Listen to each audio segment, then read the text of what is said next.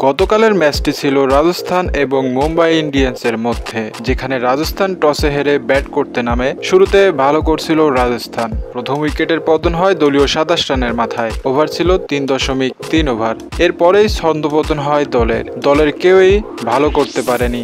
ব্যাটসম্যানদের মধ্যে ছিল শুধু আসা যাওয়ার মিছিল, যেখানে 80 রানের মধ্যেই 9টি উইকেট পড়ে যায় রাজস্থান রয়্যালসের। 10 নম্বর ব্যাটসম্যান হিসেবে ক্রিজে আসেন মুস্তাফিজ। 20তম ওভারে স্ট্রাইক প্রান্তে থাকেন মুস্তাফিজ এবং বোলিং প্রান্তে ছিলেন ট্রেন্ট বোল্টের প্রথম 4টি বল থেকে মুস্তাফিজ কোনো রান নিতে পারেননি, কিন্তু 5 নম্বর বলে ছক্কা হাঁকান মুস্তাফিজ, যেটি ছিল 81 মিটার। বোল্টের বলে এমন একটি ছক্কা দেখে হতাশ হয়ে যান রোহিত শর্মা। এত বড় একটি ছক্কা দেখে তার সতীর্থরা হাততালি দিতে থাকে, সাথে খেলা দেখতে আসা গ্যালারিতে থাকা দর্শকরাও তাকে অভিনন্দন জানায়। আর এই ম্যাচে রাজস্থানের ইনিংস থামে মাত্র 90 রানে, যে ম্যাচে তাদের পরাজয় মেনে নিতে হয় এবং এর সাথে এবারের IPL এর প্লে অফের খেলার আশাটাও শেষ হয়ে যায় রাজস্থান রয়্যালসের।